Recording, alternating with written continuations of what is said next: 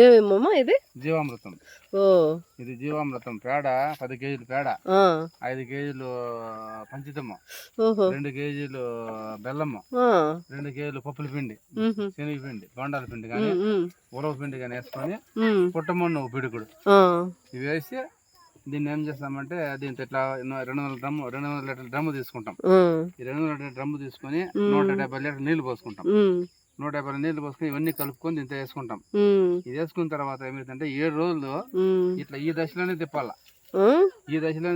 ఎడమ చుట్టే తిప్పాల, కుడి చుట్టూ తిప్పకూడదు.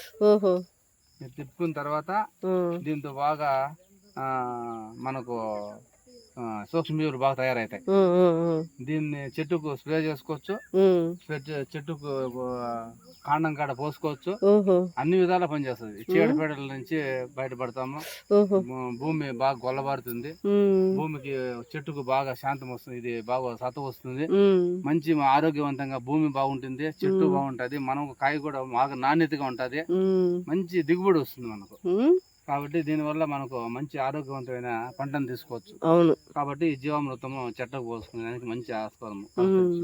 ఏ రైతుకు ఇది చాలా వరం, ఇది ఈ జీవామృతం అటువంటిది, మందు లేకుండా ఇదే అదే మనం ఏ విధంగా ఎట్లయినా ఆడుకోవచ్చు, పడుకోవచ్చు, మనకు స్ప్రే చేసుకోవచ్చు, అన్ని విధాలు. అదే అదే